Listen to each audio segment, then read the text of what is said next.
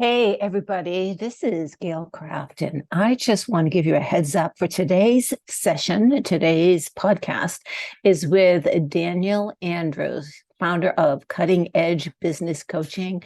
Daniel is such an honest and raw and real guy.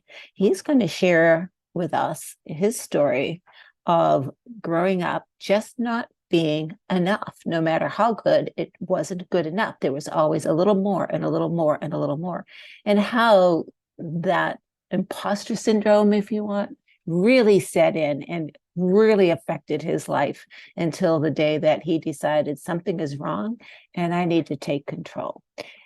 So great gentleman, great guy, great business. Come and join me and listen to the conversation with Daniel. You're listening to the Empowering Process podcast with your host, Gail Craft. Listen as she holds frank discussions around how your purpose, being present, and trusting your power impacts your life. Whether you're an entrepreneur, leader, or developing your vision, you'll find wisdom and insights you can utilize right now. Welcome your host, Gail Craft. So, hello, everybody. This is Gail Craft from the Empowering Process podcast, and thank you so much for joining me today. I have with me a very special guest, and this is Daniel Andrews. Now, Daniel is the founder of Cutting Edge Business Coaching LLC. And I met him at a networking event where he co-networked or co-ran it. This guy is a genius at networking. He's a genius. Yes, you were amazing. You're amazing. So much fun. I can't wait to see where we're going to go with this conversation because we don't know. He did say that one of the things he would like to talk about is not feeling like he's enough. Now, can we all relate to that? We call it imposter syndrome now. Who knows what the buzzword will be by the time this gets out, but the flavor of the month is imposter syndrome. And we've all had it. We've all, been promoted or tried something new, or we're moving forward in a direction that we've never gone before and thought, what am I doing? So, and Daniel, tell us a little bit about that and welcome. I know I Sure. was thinking today he's got two first names. I know I'm going to mess it up. I do get Andrew quite a bit, Okay. including a guy that just concluded a 12-month relationship with me, and he signed off with "Thanks, Andrew," and I'm like, "Hey, as long as the check clears, right? Am I really that worried?" But yeah, I can dig into that a little bit. Mhm. I do want to say thank you for the accolades, right?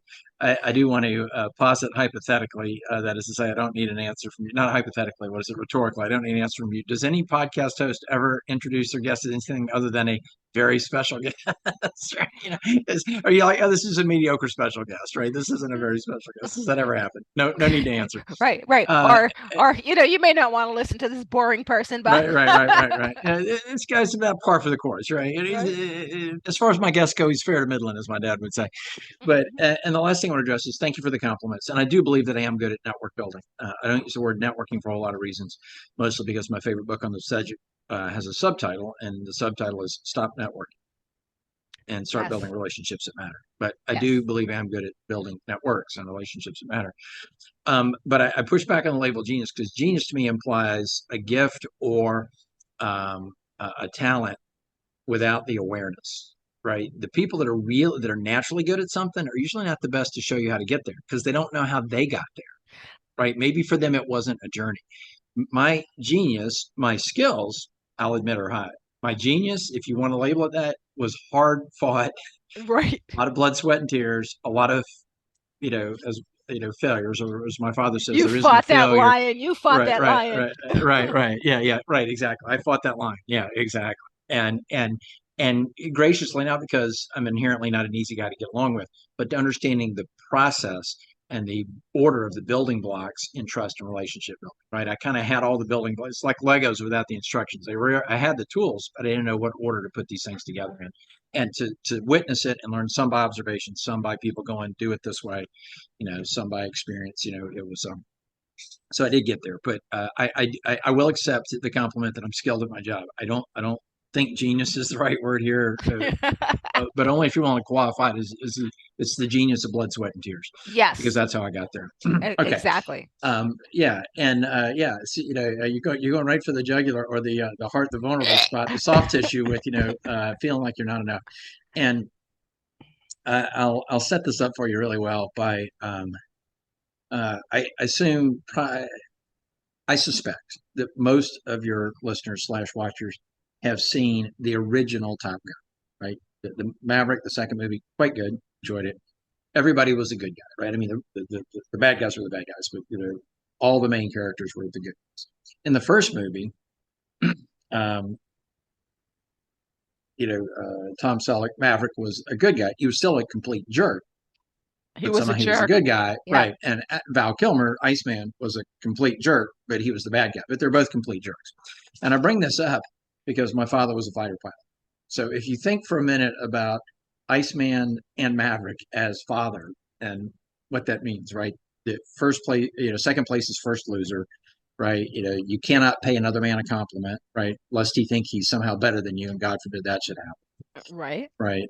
And I know my dad loved me. He never hesitated to say that. But I rarely heard, I don't think I ever heard the words "you're enough." And I can tell you the first two times I was an adult, the first two times I can tell you, one when I was 21 and one when I was 22, when he said he was proud of me, that I can remember.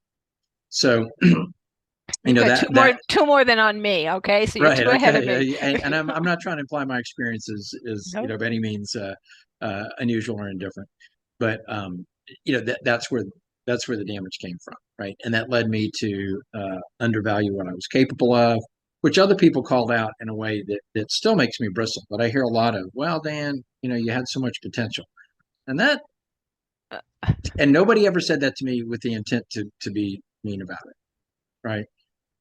But man, let me tell you, that lands pretty squirrely. Right, because And what you're saying is I'm not living up to my potential, so then I'm not good enough. you're saying that you're not satisfied with what I've chosen to be. You have yet to ask me if I'm satisfied with what I've chosen to be. Your Right. expectations of me. And this goes back to a situation. And in my head, I responded very maturely. I'm sure I did. I'm sure I just wadded up the paper. But in high school, it must have been junior year. I don't think it was senior year. Turned in a paper, got K out of back with a B on it. B plus, something like that. I'm fine with that. I was working 30 plus hours a week in high school. My folks were divorcing. My dad bought me a beater, or a hoopty as the kids call it. But at least, I had to buy my own clothes, buy my own dates, buy my own gas, right? So I'm Mhm. working, delivering pizza, trying to keep my grades up because I want to go to college on a scholarship because there's no money left. Now that folks are supporting two households, not one. And get the paper back with a B on it, but there are no red marks on it. And so me being purely inquisitive, right? I want to get an A. I wasn't defensive. I'm just like, hey, what needs to change, right? And the teacher looks at me and says, oh, there's nothing wrong with it. But she said, as a matter of fact, it's the best paper I've seen in 20 years of teaching school. But I know you could have done better. And I'm like, Whoa. Whoa.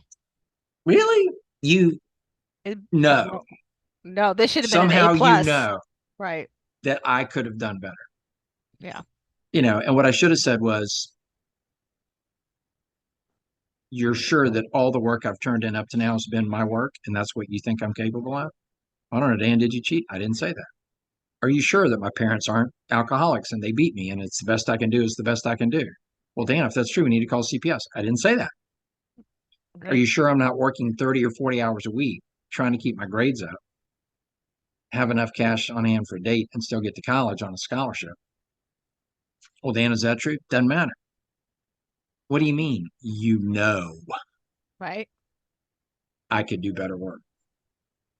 I get that she wanted to encourage me, but that's not the way to do it. And I'm just That like, is not encouraging no. And I'm like, whatsoever. you've got to be kidding, right? Meaning, and my first marriage blew apart over the fact that the goalposts were always moving.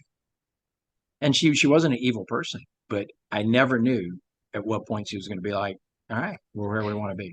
And And some she would people never think could never that's tell me, could never tell me. some people think that's encouraging, and that's you're encouraging, And she and it just is refused to not. think it through and come up with a number that needed to be in the savings account, for us to be comfortable. I mean, she just knew we weren't there yet. I'm like, no, we can't. In 20 years of not being there yet, I said, I got to get off of this train. Right. Yeah. Yeah. Yeah. And it's really interesting because a lot of this not good enough. It doesn't just come from our parents. It comes from our teachers. It comes from maybe our religious upbringing. It comes from our friends. It comes from society, Yeah. right? Of, always needing to achieve more. I have a laid back approach to my life right now, and it's very interesting how things come to me now and just kind of roll. But I used to be one of those go-getters. I was very successful in corporate. I was on the board of directors. I hated it. I hated what I was doing, but this is what I thought success was supposed to be, right? And so it's really important to learn what, like you said, what is success to me, right? What does that mean? To me, it's freedom. Freedom every day to choose Right. every moment of what I want to do. Money or Sure. no money, does that play into it? Sure. Sure. But I'm not chasing, I'm living in freedom versus, some dollar amount, Yeah. right? So, so yeah, so that kind of pressure, it affects your work, it affects your relationships, it affects your life.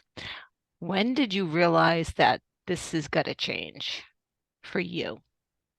Uh, Probably in the counseling I went through on the other side of my the divorce. Um, in the sense that I went into counseling immediately, not to deal with the divorce, but to deal with what took me to the point of divorce. Because I'm like, number one, I'm in pain, so now's the time to fix it, right? I'm motivated to change, right? Right. To figure out what's going on. But I hate that I was in my 40s, when that happened. And as many stories as I could tell you about my childhood and dad's fighter pilot personality, landing on me wrong, I will redeem him and the relationship by saying he did. 2016.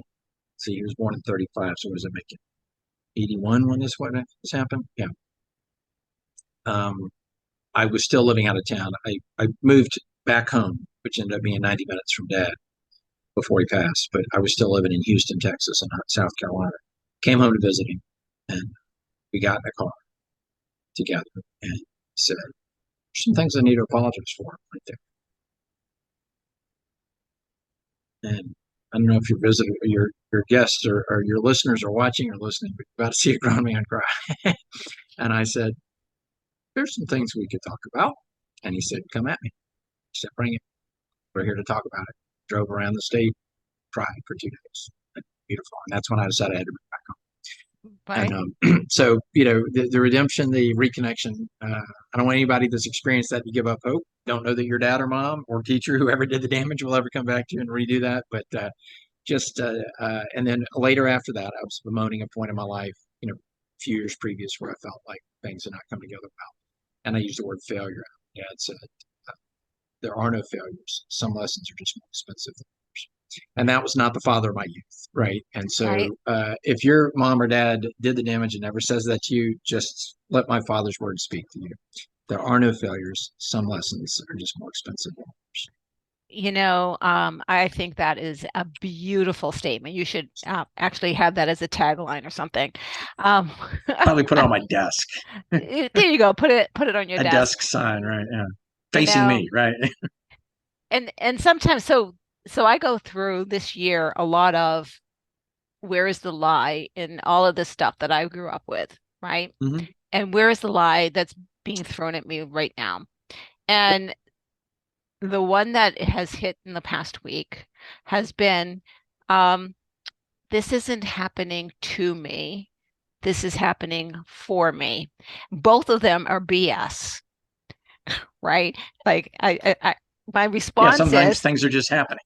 no kidding. Yeah. Daniel, I'm like, get over yourself. You aren't that important. Things are not happening to you. Things are not happening for you. Things are happening, and you have free will. You have a Mm-hmm. choice to how you're going to navigate the situation and whether you're going to grow from it or get destroyed from it. But the choice Right. is yours. It really is. And Right. Jim Rohn says it, don't be frustrated, be fascinated. Right. And Right. then there's a great clip that most of us have seen from Oh gosh, the football coach that's now the soccer coach in England, the TV show. I know what you mean. Yeah, Anyway. and it's the name of the guy is the name of the show. Why can't I think of it? Because my wife watches all the time and I'll look it up. But anyway, he's throwing darts, right? And and Hmm. and there's some monologue about people not being fascinated, right? Why not engage, Right. right? And I certainly have my share of frustration, right, in the world, and moments that cause me to want to veer towards frustration.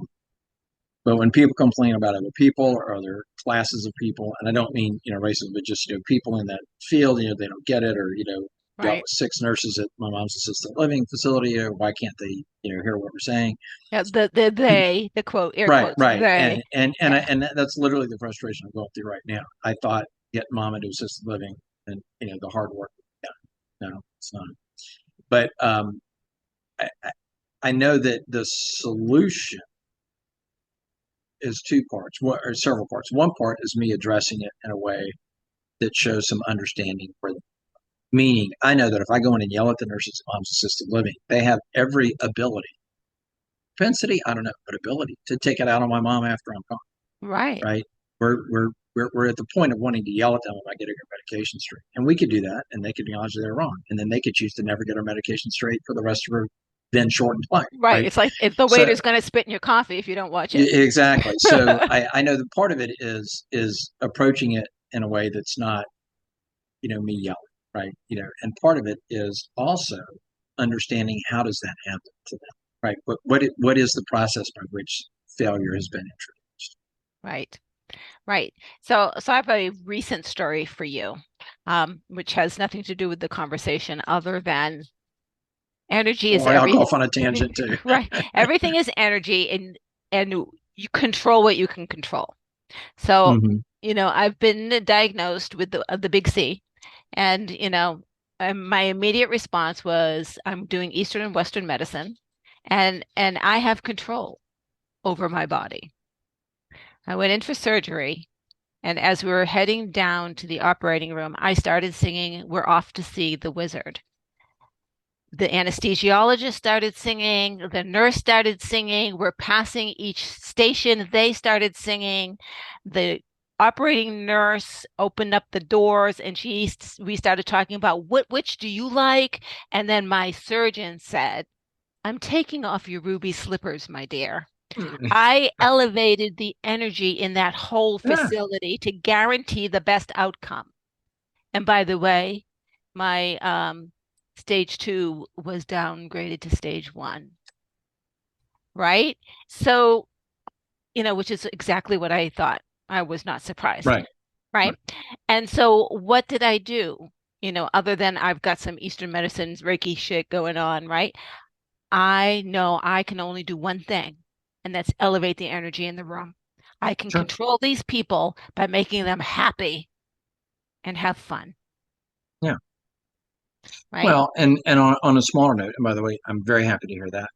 And as very much an aside, my wife is an oncology expert and provides coaching to people going through it outside the hospital, meaning, well, the insurance company assigned me a nurse navigator. I'm like, let me help you out, sweetie. The insurance company is lying to you every step of the way, Oh, right? Well, thank the you. hospital's got somebody to help, patient advocate. I'm like, nope, they Mm, only say what the insurance company allows them to say. right, So if right. you or any of your listeners want a page, it's not sure, I mean, I'm sure she do a courtesy consultation with you. But if Yeah, anybody's going through it or someone in their family is, and they need orientation around that, my wife actually has a business model built around coaching people at awesome, any part of awesome. the cancer journey. So anyway, Yeah, that's very much an aside, but you said it occurred to me. right, right. But Go ahead. on a smaller stakes note, I only fly Southwest ever because I've had bad experiences on every other airline, with the exception of Air Alaska, but they don't fly in and out of my town very Yes, much. So, those are my so, two so to go aside, to as aside, from, well. aside, from, oh, really interesting. So, Yep. aside from Air Alaska, which I flew briefly when my wife was working in Seattle, I only fly Southwest because my experiences have singularly been good on them. And I got onto plane flight, I don't know, several years ago now. One of the first aboard because I paid for that A1 through 15 bullshit. And I see a stewardess who is not in a good mood, which I get. She's entitled to have a life outside, her flight deck. Right. And I was more people coming in behind me. I knew I had plenty of time to get to the what do they call it, the lab, right and back before we took off. There wasn't going to be a problem. So I head to the back and I see her as I'm ducking the lab. She doesn't look like she's in a good mood. And I paused and said, I love flying Southwest. And she goes, really, why? Still. And I said, because the flight attendants always treat us like they're glad we're there. And then I ducked into the lab and I came out, total demeanor change. What, 90 seconds? Total demeanor change. She says, do you want a drink? I said, I didn't bring any drink coupons. And she goes, oh, I didn't ask you that. So what do you want to drink? Right. Right. And she hooked me over the drink and some more drink coupons, which they have the authority to give away. Right. I didn't do it because I wanted a drink or drink coupons. I actually, most of mine expire because when I'm on a plane, it's usually first thing in the morning. So the flight didn't get delayed. I'm like, I am not having a beer at 10. No good, but I ain't gonna. No. Right. No. But, just that right. I even, and I didn't say it to change her mood, but I knew the best bet for her sake and for every other passenger's sake, my best option was to say to her, Southwest people are just the nicest. Right. And that And gave her a chance to reorient and to right. choose. I Right. wasn't like, smile, sweetie. You'd be a lot prettier if you just smile, which is A, sexist and B, bullshit. And that's Right. part of taking control of your life. Right. Right. So you had no control over her, but you had control over how you were going to relate to her. And regardless of whether she came out less sour or the same or better, I knew that I had done whatever was possible in my world to impact her. Right. Whatever was available to me that was most likely to have good results, I had exercised, as opposed to just going, oh, better not talk to that one. Right. Which would have been an appropriate or anticipated or expected response, a natural response. But And I that's wasn't adding willing to what I do that. call adding fire to fire. How do you think you're going to solve this by adding fire to fire? Right. It's like, so Or just ignored her, one of my which isn't. ahas is we go after things by battle, right? And with the battle mentality, and then are surprised when things get even more inflamed and out of hand. Go ahead. Here's a I don't know what's the word I'm looking for, is rhetorical, but here's a question for you and all your audience. I have never, I don't ask these two questions often. I've never asked these two questions, which are two different questions. I've never asked these questions of anybody that they've been actually able to differentiate the questions, which is part of the problem. And you'll see where I'm headed with this. But the two questions are this. When you chose that course of action, what did you want to have happen? What was the result that you wanted?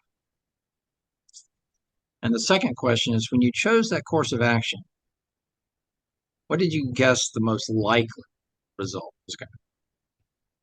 And how And many people people cannot, even they don't think they, that they way. can't they can't differentiate, because I'm always talking about something where they did something completely against their own best interests, right? And they'll give me the same answer. No, no, no. I said, let me make sure you're clear. These are literally two different questions. They are. If I go to the casino and put my life savings on 36 black, what am I hoping is going to happen? What's my hoped for outcome? Right. I'm going to go home rich. Right.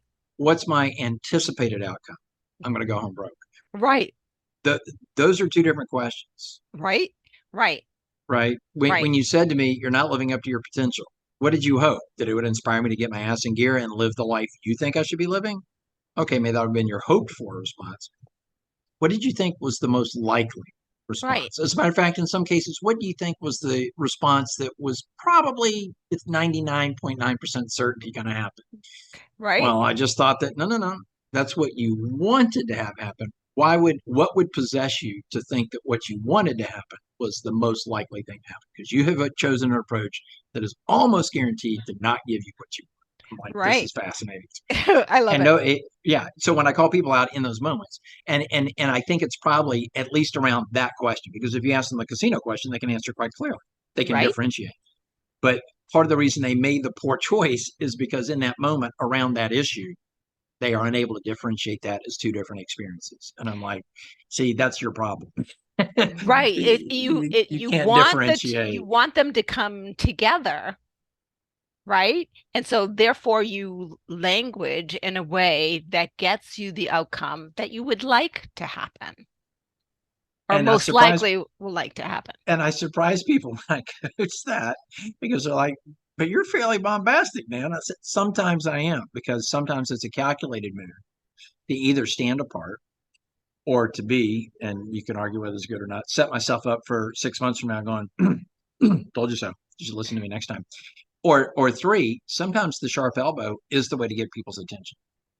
Sometimes you have to shake people up to wake people up. Right. Right. Which is why the phrase I use, I don't say stop networking and start building relationships that matter. I say stop networking Period. And then and people are start like, building relationship. Right. And they're like, and I What? say that in What? front of networking groups. I'm like, yeah, Right. my philosophy is, Dan's leading this networking event. I go, well, just to be clear, I am not leading a networking event. I think we should all stop networking immediately. And then I just leave it hanging, right? So sometimes the sharp elbow is how you get somebody's attention, right? Honestly, I have this amazing woman who gives me lots of referrals for my podcast. She sends the right people to me. Mm-hmm. And every person that I interview says, she has this amazing networking group on Tuesday. And I went once, and it's the BNI format. And I'm like, I don't do networking groups. That's a waste of my time and energy. Thank you very much for the invite, but my energy needs to go elsewhere. I don't even refer to them as networking groups, although They're because I can't put sales, air quotes around it. They're leads groups. They're leads right? groups. They're for sales. You want me to sell for you, and with the hopes of me hoping you'll sell for me. And I have a firm conviction that we should investigate relationships where we can support each other. Clearly, the salary coach and the resume coach have a lot of value they can bring to each other in Right, shared customers, right? right, The graphic designer and the web designer, right? The mortgage lender and the real estate agent. I'm okay with that. But none of these weekly leads groups, and I refuse to call them anything but that, are about building the relationship necessary. they say They're they are. about right. They say they are, which is the challenge, but they're not. They're about the leads, and there's several ways to prove that they're not about it. You only need one, and the one way you know that they're not about relationship and they're about the roster and transactions. The minute you're not on the roster, guess what? You're persona non grata, right? You've been Right, what's the spy term disavowed, right? Like Ethan right, Hunt, we never heard of you, right? right, right, right, right, right, If you're killed or captured, you never worked for the CIA, right? right, right, right, So so that's the proof that they were not about the relationship; they were about the lead, right. right, in the transaction. And I'm Yep. not here to sit and bash that, but and some people find quite a bit of success in that, but they're chained to it, meaning they can't ever drop out.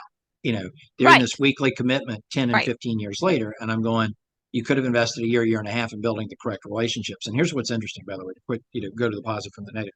I get introduced occasionally to people that are described as highly networked or very networked, or the guy that knows everybody or the gal that knows Right, a guy, right, right, whatever, right, whatever right. description they're given. And one characteristic of all of them is true. I'm always walked into their office, and both halves of that sentence are important. I'm always walked in, i.e., someone carries me in. There's a third party bridging the gap to their office. These people are not at happy hours, they're not at chamber lunches, they're not in leads groups, they're not part of the country club, they're not part of the chamber of commerce, and they might belong to the country club. They don't go to events, they don't belong to groups. They're done. They Right. built their network and they prioritize, by the way, they take care of their network before they take care of their customers. And I can prove that point. If anybody wants to argue with me on it, I can prove it. You take care of your network first, customer second, Yep. close second, but network first, customer second. And they never have to leave their office again. They can sit I in their office and get the work done. I have to tell you, so I call that my community and my tribe. So tribe is closer, community is a little bit broader, but it's still we got your back. Um, there's my tribe, tight knit group. One of them had a terrible experience, right? And sent a text to us as the group and went through and I'm like, oh, first of all, I know what's going on with him. I know what is going on in his life that caused that event to happen. I can't call him out on that, but I can call him out on how he's handling it. One of the other men in the group already did, sent him, and I'm like, right, right. And Good I'm for like, him. yes, yes. I'm like, well, this is awesome. And when I call someone out on it, I don't point the finger. I will say what I've learned in life is, right, right. And you I can ran take it or across a leave it. similar issue. Right, right. And What what I I learned found in life, was right, right. And here's how I choose to handle having approached it adversity two in my home. different ways, Right, I found one to give me consistently better results than the other. right, right. And so it's not blame or shame that I want to put on anyone. It is a constructive conversation where they may be able to see beyond themselves and make a switch in their life, right? Sometimes, right? Right. And It's their choice. well, and I say that in the context of people mock what I think they call the Dunning-Kruger effect, right? The notion that people can't see what they can't see, right? Somebody, we'll just use the fictional Fred here. Fred gets fired, and everybody around the office goes, "Man, you should have seen that coming," because we all saw it coming. Here's the point: Fred couldn't see it coming. That's why he chose the course of action, i.e., didn't improve or whatever, make changes he needed to make. Right? He couldn't see it. That's why he got fired. If he could have seen it, he would have made choices to not get fired. And here's what's interesting: 50% of the blame they have found, they've studied this, belongs to their direct manager of why Fred couldn't see it. And here's why: they use grossly ineffective methods for trying to get what they want. They're way too gentle. They'll use this ridiculous concept called the Oreo: compliment, correct, compliment.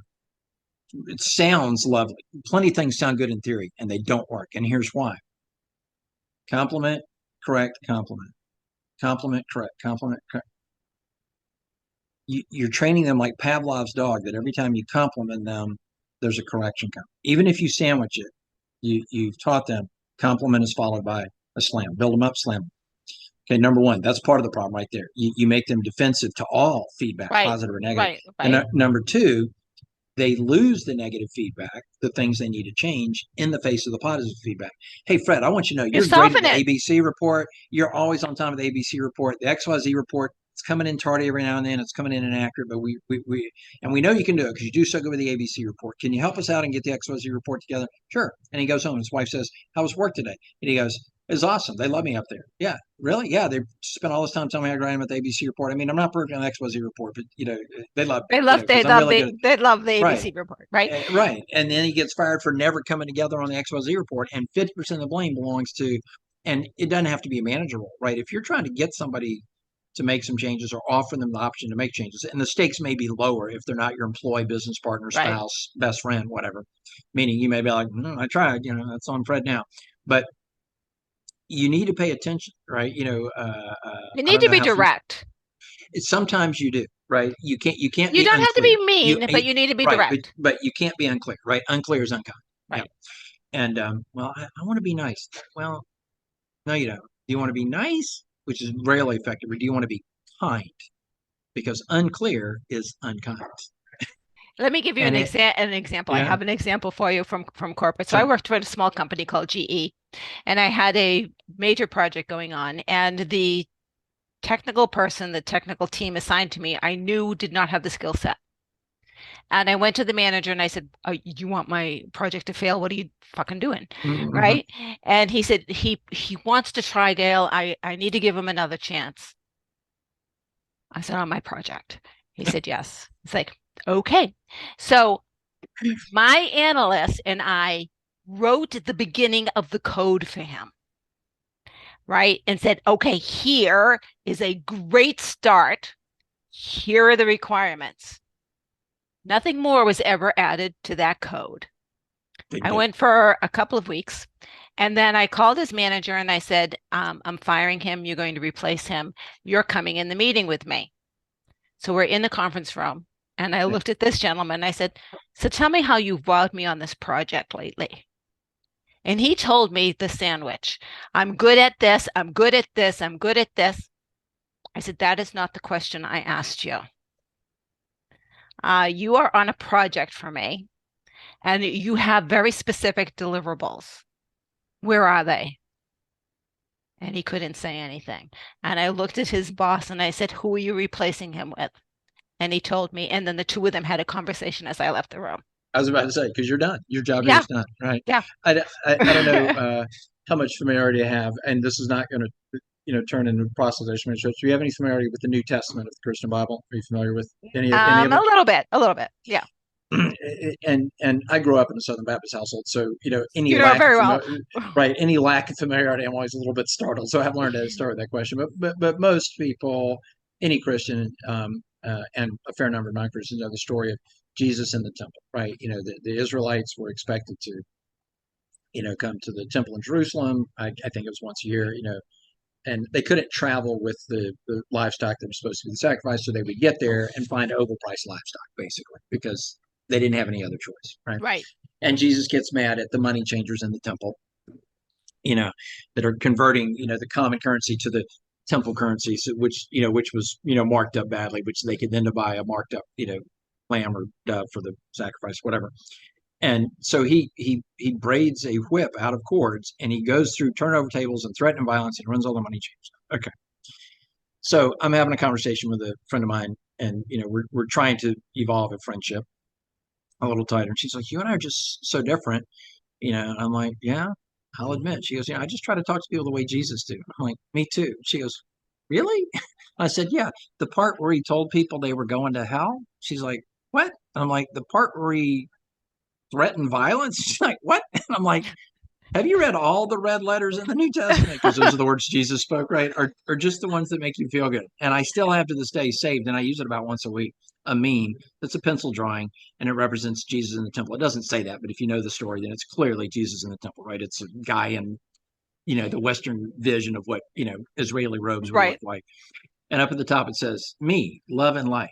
Also me. I'll flip this shit over.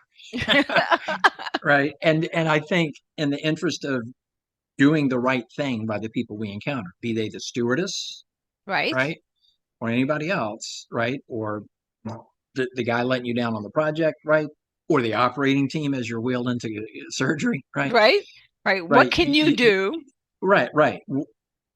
There is some discernment required between love and light, and I'll right, Right. And again, you and don't and have in the to moment, be mean right, about it, but you no, have to be direct. right, Right. You but you but have to in be that project clear. you had to Right. flip some shit over. You had to literally turn over a Right. position, right? Right. But me and the stewardess, I'm going with love and light, right? You Right. and the operation team, you're Love going and with light. love and light, Right. right? You're not like, "I got a lawyer on speed dial. If you don't get this right, he's going to be all up in your ass," right? That's the "I'll flip this shit over" version, but Right. probably wouldn't have had the outcome that you were looking for. No, but I'll tell you, I've got, a lot of friends who are, supporting me, emotionally, Mm-hmm. whatever. And I have one that I talked with prior to going in. And her parting words with me was, you effing fight, you defend yourself in that operating room, right? Mm-hmm. Sure. And I hung up and I'm like, that doesn't feel right for me. But here's the deal, because I believe in energy is everything. If that's the energy she wants to bring, she wants to be my warrior through this, she can be my goddamn warrior, Right. And right? sometimes you need someone to bring a different set of energy, Right. And right? let her be the warrior because I'm bringing the love and light, Yeah. right? Right. Yeah, and And and that's true in my relationship, right? My wife will push me. She'll be like, "I don't like what I ordered. You send it back," right? But when the nurses at the assisted living need another nurse to talk to them in nurse language about the importance of this is my mom after all, and you hey, better get hun, this right. hey, hun, That's right. That's right. We're like, "Hey, payback time. that's right. Need you to handle this because if not, because I went in. My wife got there first today. She rolled out way earlier than she meant to make sure mom's medications are given correct. And she texted me as I was on the way there. She's like, "I'm frustrated beyond belief. They couldn't get it right again." And it's not like this is the first time we've said, "Hey, this ain't going." And I rolled in, greeted mom, and then mom went to the bathroom, and my wife looked at me and I said, "Okay, who do I punch?" All right. She's like, "We're going to go have a conversation with the director." I said, "Okay." Okay. But there is a fundamental difference, right, in the way we Right. approach it. And there's moments where "who do I got to punch" is the right response, right? Now, not there, not that time, not that place, right? There's that movie, and it's worth seeing if you haven't seen it. Anybody, I would tell you this. It's called Machine Gun Preacher. It's based on a true story. Guy goes to Africa, right, to be the missionary, bring the love and light of Jesus Christ to the world, and he realizes that children, villages are being destroyed, the young adult and the adult males are being killed, the women are being captured as wives, yeah, okay, and he's also and the small children are being brought on as warriors for the other side, right? I mean, they're giving them machine guns, they're teaching them to fight, they're telling them that if they don't fight, they're their future's in jeopardy, whatever. And so this preacher becomes armed, right? And he goes and he rescues the children, which sometimes involves killing the bad guys, right? and his wife, there's huge tension. I think it actually leads to divorce. And his wife is like, how do you think, God feels about you killing people? He goes, I'm not sure, but I can name a few hundred kids. I can tell you exactly the feelings of a few hundred children. And he's like, not sure on that score, but I can tell you what I feel right here.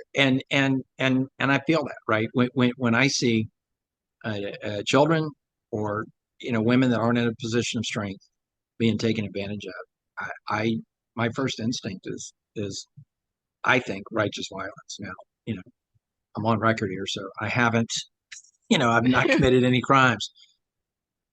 But when I hear about trafficking and abuses, I'm like, Did you see the movie about the sex trafficking and the children trafficking? the latest I have not, in part because the move from my mom, because from 400 miles away, it's been quite, there's been no bandwidth. But secondly, I'm already sold. I mean, I don't have to be convinced. I know what's happening, and I wonder where if I went to see that movie, if I wouldn't come out of the theater and go to my house and find my small arms and I go I out loaded for watched bear, I would be surprised. So I'm I actually trying to be cautious. I watched an interview. Maybe I'll send you the link if you're interested. Of Kyle Cease, who I adore, interviewed the man who does this, Whose story, right, is based on, yeah. right? And he ended up actually helping him process through the anger and the blocks that drove him to do this for a living. When Mm-hmm. he was a child, someone tried to abduct him and his Mm-hmm. right Mm-hmm. and his brother. And at that moment, I made a decision. I was going to protect. I was going to say, and that's what he's done his whole life. And he now is at the point, in order to expand beyond what he's been Mm-hmm. able to accomplish, he has to release that anger in order to now Right. come at it From, yeah, from correct. light. But it was there, and it was there for a reason, which is, a really Right, good example, of God using trauma to take somebody to a place where they could leverage that into something good. Right. But right, but right, he is, as you said, to elevate the experience and to elevate the work and to expand and duplicate and scale the works, to put in business terms, he's going to have to quit operating from a place of anger, because you can't build a team if you're stomping right, angry. if you're strapped, right, and angry all the time, right? Right. I just want to point out, I'm loving looking at your logo in the background, because I promise you, it looks a little bit like a crown on a woman's head. And every time I look up there out of the corner of my eye, I read it as the empowering princess. I'm like, that's pretty dang cool. I mean, empowering process is pretty cool too, but I'm like, it looks a bit like an empowering princess to me. So, Well, so that's that's the what my zipper. That's our hand with the right, zipper. right, exactly. Yeah. So anyway, that's how my brain's playing. And I'm like, yeah. So Yep, there yep, you go. yep. So You see what you want. So it this is. again, it gets back to us taking a look at the experiences that we have, right? And I'm not one to dwell on your childhood experiences. Like, I have clients that come to me and, this happened and this happens. Like, I'm not even reading your email. I'm going to Mm-hmm. teach you how to live in the now, right? Mm-hmm. Because the energy of now is all that matters. You bring the energy from the past and you're just going to convolute the opportunities that's in front of you, right? And so you went through therapy, you went through a process of changing your life Mm-hmm. because you realized that this feeling of um, disempowerment, I guess is the word that Mm-hmm. I want to look for, wasn't serving you. So Right. what did you start doing differently and how has your life changed because of this? I Oh, think we talked a lot about that. yeah, yeah, yeah. No, as much as I've, always been willing to speak, truth or my truth in any given moment, I've reached the point of being even more transparent. Um, and to me, transparency or being authentic is not speaking any untruth. Nothing that you'll have to go back later and say, I didn't know. Right, Transparency is speaking the truth, right? And vulnerability is speaking a dangerous truth, yep, right? So there's kind of levels, and they're not in any way, shape, or form contradictory. But to me, authenticity is, again, living in a way or speaking in a way that you don't have to go back later and be like, well, I know I gave that impression, but that wasn't it. right. And transparency is being clearer, more articulate. not just not speaking an untruth, but speaking the truth. And the vulnerability is speaking a dangerous truth. Right. And so part of it, so the awareness around that, right, meant when I was dating, I'm thinking about dating seriously, not just casually dating, but dating for the point of potential partnership, was I was upfront about the reasons why a woman might not want to, right? You know, I just moved back to South Carolina. I'm going to live here at least until my father passes, if not my father and my mother, right? Not where I necessarily want to live the rest of my life, but here's where I am now. And Right. if that's a deal breaker, then that's a deal breaker, right? I'm on good terms with my ex-wife. We don't hang out. We're 1,200 miles apart, but if you see her texting me, you can read it. But that's So I brought the deal breakers out, pretty early, not in an effort Right. to scare people off, but in an effort to live authentically and transparently, Mm-hmm. right? Because I wasn't interested in going, oh, it's not that big a deal later. Maybe it is a big deal to them, and they get the right to deserve it's a big deal. So that's part of it, and then part of it is, and I'll even tell you as much as this morning, I got super frustrated last night at the facility. Went by to see mom last night. My wife was out with girlfriends, which she hasn't been able to do in months because she had moved in with my mom and stepdad to take care of them 400 miles away. Mm. And so she's out with girlfriends, comes in after I'm asleep because I go to bed early. And I woke up this morning and we had texted and spoke about the restorations. So she was aware of it. Woke up this morning and she said, "How are you?" And I said, "Not good." She said, "What do you need?" And I said, "I need to be not okay." Gave me that space last night, space this morning, not okay. She said, "Come on." And I say I went in. We sleep in separate rooms because number one, I go to bed early. Number two,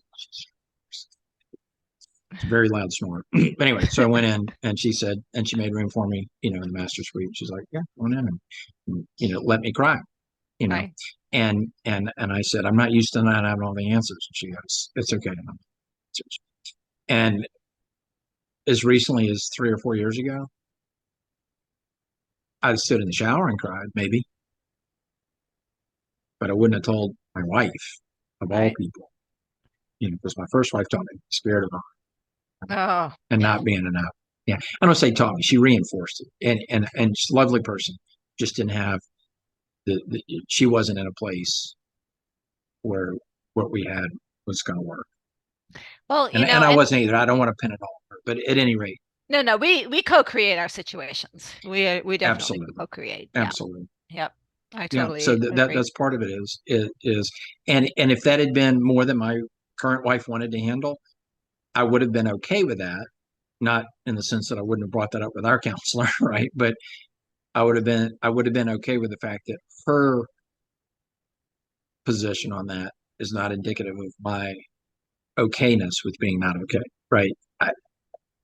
It's nice that she can make space for that, but if she's not comfortable with me not having all the answers, I need to be comfortable about it, right? Meaning I could be vulnerable in front of her without being committed or only, I don't say committed, without being tied to what's sort of like vested in her response. It was nice that she could respond that way, but if she hadn't, I would have been like, "Oh my God, what a tragedy. I can't believe I said that." I'd have been like, "All right, well, that's just a data point. 6 a.m. is too early to ask that for her, right? That might have been the only data I drew from that, right? Okay, don't try that again at 6 a.m. Or try Right. once or twice more before you determine if that's a pattern. Because she was out late and I'm sure she had some drinks with the girls. So maybe 6 a.m. on a night where she's had 8 hours of sleep, not hungover, maybe 6 a.m. is not a bad hour. Right. Right. Right. Exactly. So, and I think the word that you're looking for is expectations. Expectations and attachments are the two words that will screw any relationship up. Screw anything. 100 Anything. anything, business, Mm-hmm. partnership, husband and wife, 100%, right? And not too many people come to me for relationship issues, but it's always relationship because it's a relationship with yourself too, right? So when we were talking about you feeling unworthy, it's Mm-hmm. because you have an expectation placed on you that you bought into, right? And so I'm not Right. meeting But that you never admit your expectation. failures, right? Yeah. Right, right. And even like you said, there was never a dollar amount, there was never a goalpost, there was never, I was always trying to Mm-hmm. achieve this invisible thing, right? It's someone else's expectations that you bought into. So the thing that you gained through all of this, and we'll cut it off because we're like getting near the end. But the thing that you gained through all of this was an understanding that what you expect of you is what's important, and anything else is not. And even to the like, I don't expect anything from me. I Right. I really don't, and so much comes to me because I don't expect anything. You know what I mean? Because I'm not tunnel visioned into this is what I have to do and this is who I need to be with and this is who I need to be. I'm open to the possibilities of the day and can respond accordingly. And I've seen you in networking, non-networking meetings, and I've seen you're a joy to watch. Thank you. You're having a blast. You're just like grooving on the people that are there, People want to be seen and heard, right? And right? when you give them the chance to be seen and heard, right? When I conduct live events for non-clients, of course, my client work is pretty deep here, but locally, I maintain some communities that meet, much like the one that you intended digitally, and occasionally, for a host of reasons, I'll put on an event for people that are not clients. I usually invite some clients because that's one of the reasons it serves them to meet those people. But we don't sit around the room and recite elevator pitches. We spend all of our time in what I call strategic threes. And I tell people before we start, I said, you're not going to meet it. I said, there's people in this room you're never going to meet. You can hang out after and straight business card if you want to.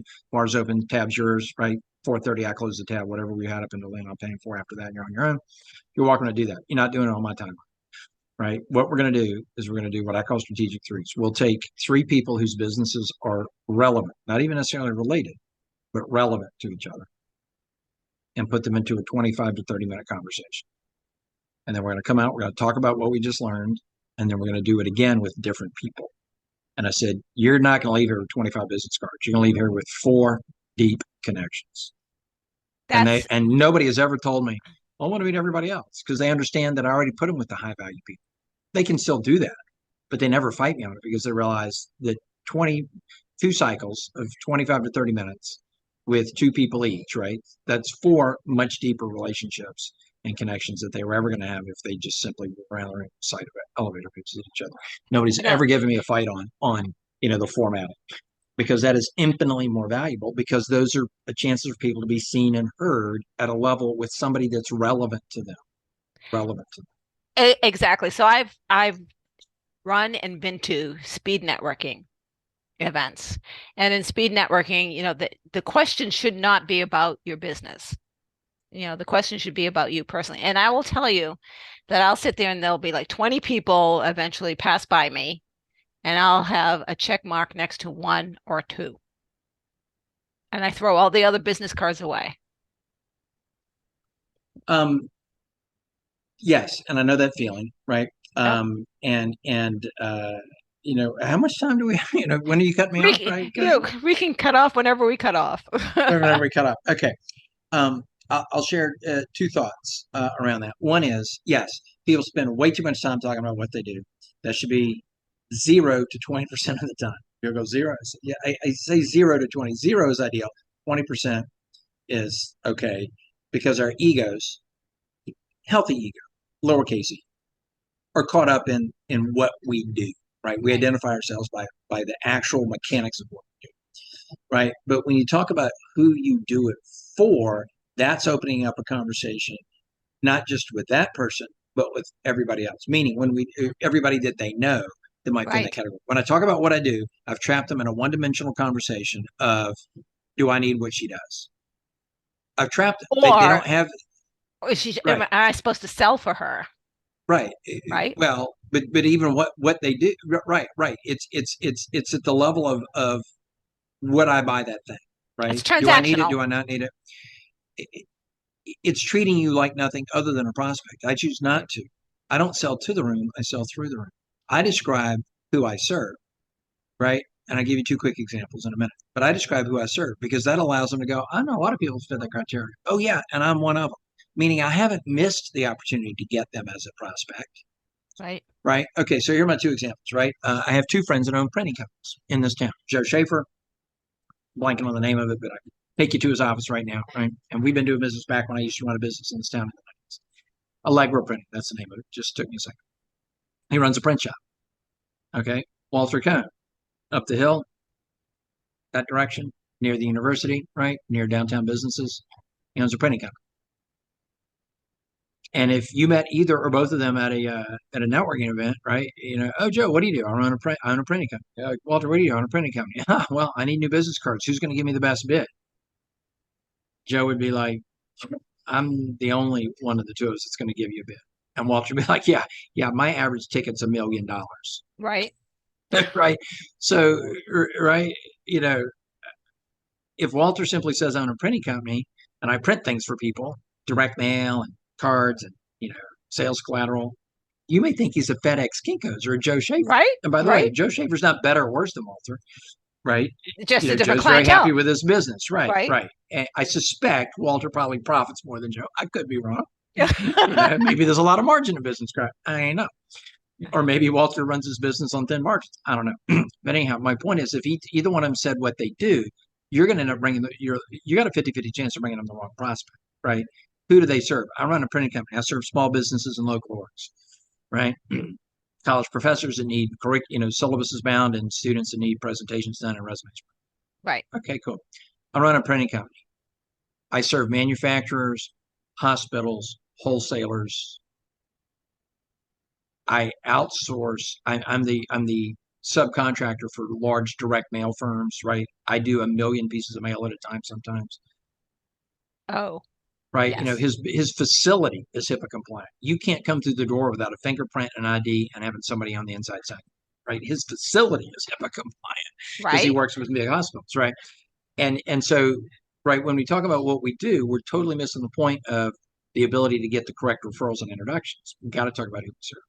Right. Now, the Exactly. other is, and I get it, and I've had a conversation with someone that sounded a little bit like the one who started out with you. And I'm not trying to, come in, I'll flip this shit over. But if I have, if it is what I think it is, I would challenge you to think about changing. Possibly I've misread it a little bit, and you only can either affirm, no, that's actually what I meant, or you can make a subtle shift. But I spoke to a woman about, we were in a networking group, and they put 5 into a room, which is too many, by the way. The 3's the number.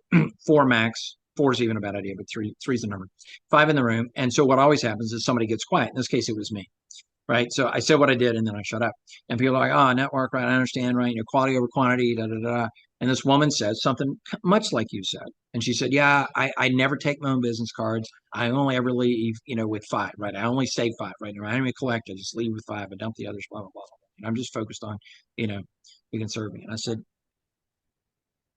ma'am, okay, that's not a wrong approach. It's just an approach. Right. I said, but you're missing the part where maybe you met somebody because you can serve them by the introduction, right? You're still, when I said quality versus quantity, you're focused on who means the most to you. And it's clearly a God thing, and he had it all happen within 8 hours for a reason. Got networked too, right? Connection of a connection, gave them my calendar link, which is publicly available, but not easy to find. Right. And she ends up on my calendar. She's young. She's 26. She doesn't have a business. She's got experience, but no credentials. And she wants to consult at age 26. She wants to be consultant for X industry. Industry's not important. I'll just call it X. And I said, okay. I said, the best I can do is ask you this question. Are you willing to be the junior partner or to assist an established consultant until you can get your name on some of the work and get the credentialing and the testimonials of each? She goes, yeah, I'm absolutely willing to play junior role until I can prove that I know what I know. Okay. Later in the day, guy, connection from a connection from a connection. He's from South America. He lives in Canada. They're trying to overtake North America with this new thing. And his best referral partner for him is a consultant in X industry. I have no idea if I've got long-term value for this guy or not. I don't know if I can, serve him. He's super, super niche, but his best referral partner is a consultant in X industry. 4 p.m. meeting with a gal. I'm like, what's he do? She goes, I'm a consultant for X industry. I said, would this such and such a guy be a good referral partner for you? Yeah. I said, Yep. have you thought about bringing on maybe a junior partner? Would you make space for a mentee, a junior partner or a protege? She goes, oh yeah, my next step is to hire an assistant. Perfect. Right? Now, I never heard Pete from either three of them again, right? Except, Right. I was in on the message thread, right? But I connected her to her and her to him, and I'm done, right? And if I'd been like to any one of them, what?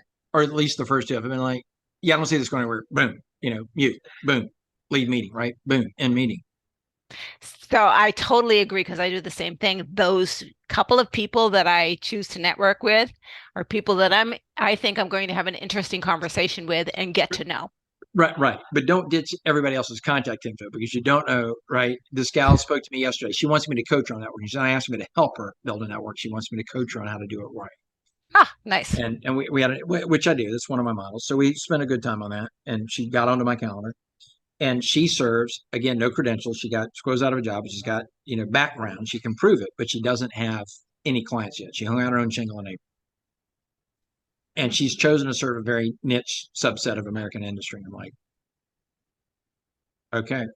So yesterday afternoon, somebody posts on Facebook, I belong to a weekly leads group. I'm required to attend or bring a substitute. I won't be there. It's Labor Day weekend. Anybody want free breakfast tomorrow morning at Lapeep? I happen to love Lapeep. I'm like, I will. So I show up. There's 3 members, me, and 1 guest. It's 5 people. That's how, yeah. Number 1, I love Lapeep. Number 2, is free. Number 3, I'm open, right? Number 4, it's on the same side of town as my mom's assisted living. So I will go see, I did stop to see her on the way out. And this guy starts talking, he goes, I'm not even really in biz dev for my company. I'm an HR, but they sent me out here to rep, we're a specific industry looking for a very specific thing. And, our customers aren't even usually in South Carolina, but just in case anybody knows anybody, I'm like, I got to introduce you to Natalie. He goes, oh, does she need what I've got? I'm like, no, I think you need what she's got, right? So when I say I need to introduce you, there's a 50-50 chance you're the prospect, right? Right, right. Yeah. Right. And he goes, that's fine. Because if you bring somebody the right vendor, they don't mind being the customer, right? People don't object to spending money on things that means And that's just it. You know right. that she's ready for that next step. Exactly. But my point is, 2 things. If I had quizzed this woman that asked me to be her sub, and I'm like, how many people belong to this group? It's 40 minutes from my house at 8 a.m. when I could be visiting mom. I've got another event I could be attending instead. I don't know about this, right? But my openness was, and I sat down. I mean, I got there at 8:01, and the chief guy was there and me, and I'm like, it's going to be small. If it's 8:01 and there's only 2 of us here, it's clearly going to be a small Right. meeting. And that And if I'd have been sometimes like, that's oh my those God, are I the got to go. best. Right. And my point is, I was open. The value to Right. me, almost nothing. But the value to the people I know, super high. Now, if I ever need, and I didn't do it in this context, but if I ever need or want something from Natalie Foley, right, who's considering hiring me, right, on just how to do it, not to do it, but on how to do it, Right. right? If I'm like, hey, I need a favor. Hey, if I send up my back signal, right? Hey, I'm in Dallas, Texas. Do you know any barbecue restaurants? Right, which was a query I saw on Facebook the other day. And that's what collaboration is all about. Right. So It's not get me on your affiliation program, no, right? finder's fees are costing you. Finder's fees are costing you business. People, No, thank there's you. my sharp elbow. Oh, There's there my you sharp go. elbow. Because now you're spending your time marketing for someone else that you could be marketing for yourself. If I offered you a finder's fee, I'm insulting you, and I'm hurting our relationship. People go, what do you mean? Keep in mind that people don't do what you think they would do. The things you incentivize people to do are sometimes counterproductive. And I said, here's my proof that finder's fees are a bad idea. Here's my proof. Categorically, I'm not saying you should never use them. I'm saying that they are not a systemic good thing. Here's the proof. If finder's fees worked, we would all be rich from too much referred business and too many referral fees from the business we referred. And that ain't true. So clearly, as a blanket solution, it is a very bad idea. Thank And you. if you want me back on your show to preach that message, I will preach that sermon. I shared it with 4 people on 1 week, and 2 of them's heads snapped so far back that they're like, you've got to be on my podcast, and that has got to be the topic, because they said, you've turned my thinking in 15 minutes. And I Yep. said, you're welcome. Yep. And And I do it to this day. so true, so true, so true. And that to me, because I'm open to collaborate. I collaborate with a lot of people. And what does that mean? We have something similar and we're going to do it together for 5 minutes. And thank you, that was great. Thank you, that was great. Goodbye. We're not in business together. We're not selling for each other. We are Yes, we co-create something, right? That's collaboration, right? And I find so many people say, "Oh, I want to work with you, Gail," and then then they start selling me their affiliation program. I say, "You don't want to work with me. You want me to sell for you." And I'm not going to, right? Now, I will refer someone to you if I meet someone that fits. That's, and I do that all the time. I will introduce people. Hey, you two Yes. need to And talk. and and that's why putting money on the table cheapens the relationship between you and me. I'm Right, telling you that I don't have enough confidence in my own program or my ability to let you know that what I offer is valuable, that you're willing to send me the right people for the right reasons. That right, that I that, that I think so little of you that I think the only reason you would send somebody my way is if there's something other than the right, general goodwill and the fact that that's being a decent human being. right. And I get Right? insulted. I get insulted. That's it. That's it. Right, right. That's how I Yeah. feel. But anyway, I love you. We could go on forever. So We really Dan, could. So just invite me back for another day instead. we will, we will. So Daniel, if someone wants to get in touch with you, which I'm sure listeners will, how would they do that? And by the way, this will be in the show notes. Okay, thanks. My full name, Daniel Patrick Andrews, is impossible to find on LinkedIn. There's too many of us. It's impossible to find on the web because if you Google Daniel Patrick Andrews, the first 1 million search returns will be a bombastic Australian parliamentarian who gets a lot of press. But if you go to danielpatrickandrews.com, you'll see a website. It is not a very fancy website. It's not a very good one. Please don't pitch me your website upgrade skills because I've already got somebody on the job. It exists for a couple of reasons. One, to allow you to find me on LinkedIn. You can get to my LinkedIn profile from there and befriend me there. You can find, if you dig for it, a link to get 15 minutes on my calendar. Not that I'm not willing to give you more than that, but you might not want more than that. So let's start with 15 and see where the magic goes. And the third thing it will make available to you is if you dig for it a little bit, you'll find a page with all my testimonials on it. I firmly believe that referrals are the way to go. And if you don't know anybody that's done business with me, you can read the testimonials of literally 50 people that have, and that's pretty darn close. Right. And that's what my website exists for, to get on my calendar and to showcase my testimonies, because I think other people's opinion of my work is way more valuable than my opinion. Exactly. Thank you so much. And everybody who's listening, I want to thank you for your time. This is Gail Kraft from the Empowering Process podcast. Now, if this was something that interests you, please give us a thumbs up. If you have a question, do put it in the comments. I will get back to Daniel and he will answer that question, I'm sure. If you know someone, and I'm sure you do, who would benefit from this, do share it out. And always, always, always like us and subscribe so you know when the next episode is coming out. Thank you, everybody. Thank you so much, Daniel. Bye-bye. Take care.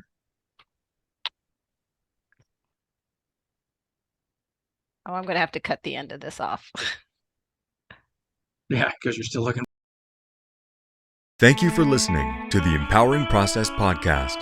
Be sure to visit Gail at gailcraft.com to learn more about how she serves thought leaders, entrepreneurs, and goal seekers.